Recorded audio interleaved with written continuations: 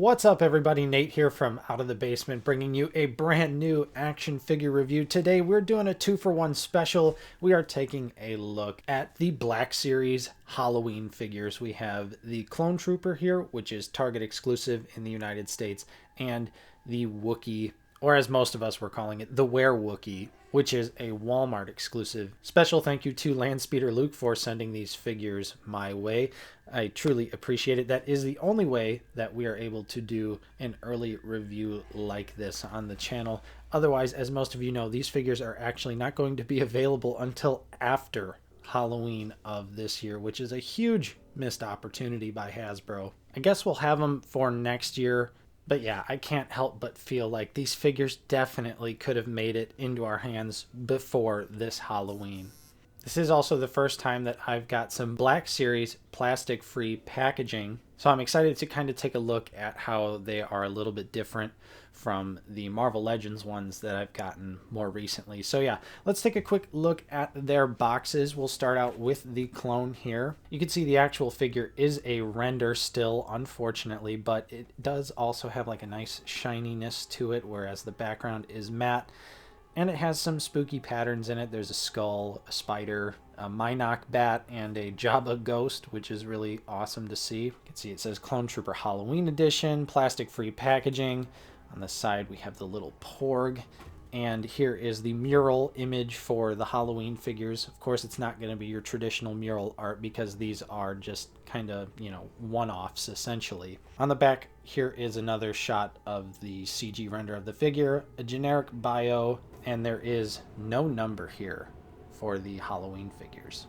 Barcode on the bottom as always. And probably my favorite part here is how the figure and accessories are laid out on the side, and you also see exactly how tall it is, so it lets you know this clone is 6.1 inches tall. It is on the 2020 body, so we already know it's going to be a pretty great figure in terms of articulation. And you can also see the other accessories, the Vampire Porg, the chest, and the Beskar chocolate bars, which we will take a closer look at later in the video. And here's a quick look at the Wookiee box. Same design scheme. You can see on the side we have the difference there, 7.7 inches tall for the Wookiee, and there is the boggling and the other accessories that comes with the Wookiee. On the back, still a generic blurb, and everything like that is completely the same here. So that is the new Black Series plastic-free packaging. Now let's actually move into the figures. We'll take a look at the accessories, starting out with the Clone Troopers. And actually, we do get a nice little themed surprise here. The wax paper that the figure is wrapped in is also themed, which is very nice. Both figures are like this. I think that's a little cute detail right there. And first up, we have the Beskar chocolate bars, which are the Beskar pieces that we've gotten with some build-up Mando packs, just now painted to look like a chocolate bar, which I think is honestly a pretty clever bit of reuse. We also get 4 more of them, so we could just store them in the chest here for later. And yeah, this is the Maz Kanata chest, just cast in a dark bluish gray plastic. Jabba Ghost looks absolutely fantastic. I love this little detail. And you can see there's also some spiders and Mynock bats printed on the front of the chest.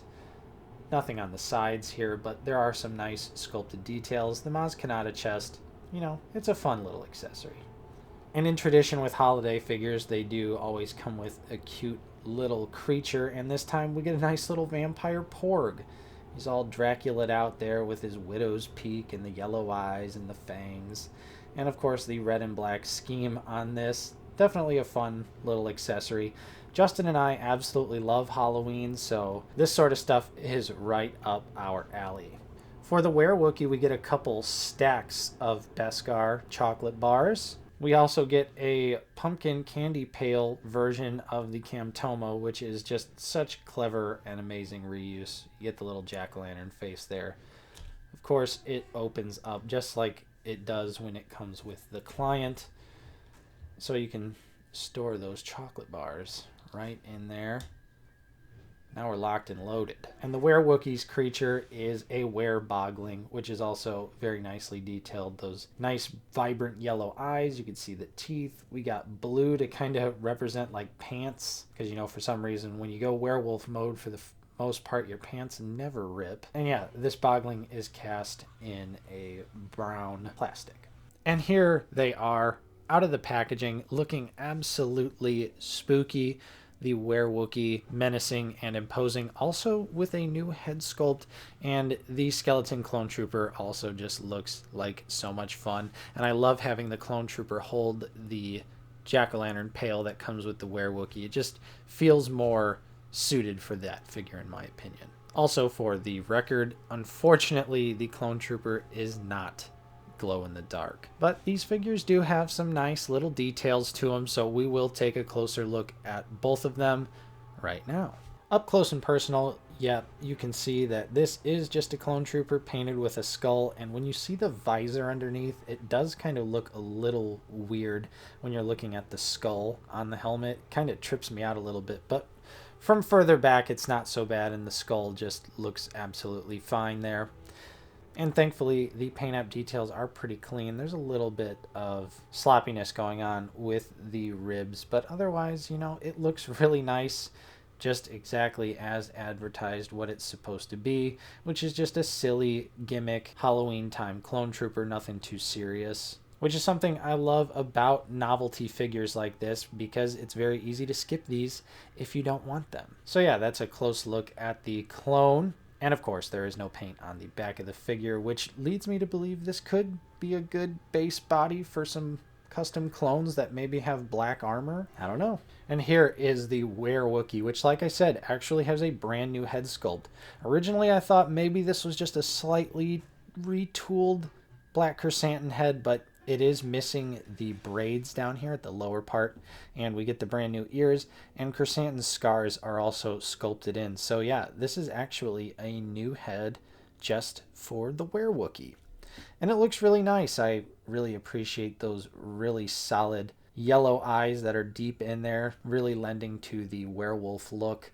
Also, the mouth is nicely detailed with a little bit of red paint on the inside. This Wookiee is wearing Chrysanthemum's armor, which is in a dark brown plastic. And otherwise, moving throughout the figure, it is just that old Wookiee body that really needs an update, and I hope maybe one day we'll get one. So yeah, we already know that it's pretty limited when it comes to the articulation. The sculpt work isn't too bad. I still think that it looks pretty decent throughout, and this gray color scheme does look nice. You can see the back of the figure here as well. Same old sculpt that we've seen a million times, but again, you know, it's a novelty figure. We all knew what we were getting into before we bought these. So with that in mind, I do really think that these two are going to serve their purpose, which is just to have on display during the season. Personally, I'm a big horror movie fan, so I really like to display stuff like this and have, like, you know, my horror movie figures on a more prominent display during the season than they normally are. So with that in mind, why don't we just, you know, take a look with these two figures next to some other spooky people. We'll start out here with the NECA Freddy vs. Jason Voorhees and the Nightmare on Elm Street 2 NECA Freddy.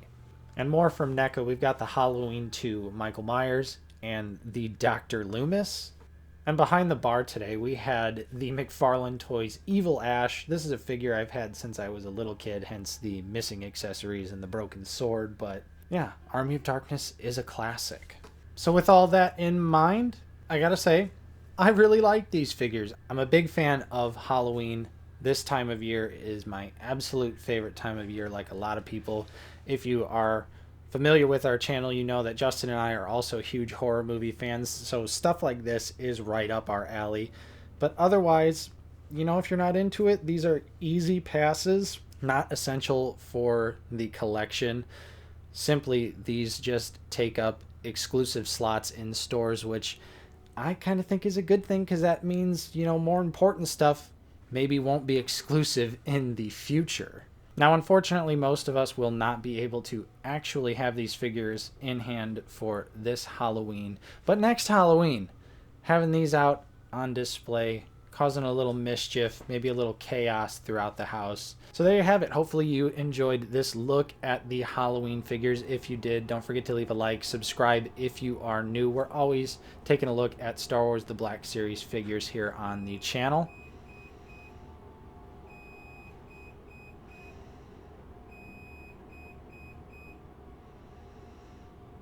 I'm always doing laundry during these videos. Don't forget to leave a like and subscribe if you are new. And if you'd like to support us directly, we do also offer a channel membership for 99 cents a month. Check out the link in the bio down below. Special thank you to our current channel members. Your continued support is truly appreciated. And thank you to everyone else out there for simply watching, liking, and subscribing. I'm Nate from Out of the Basement, and I will see you next time.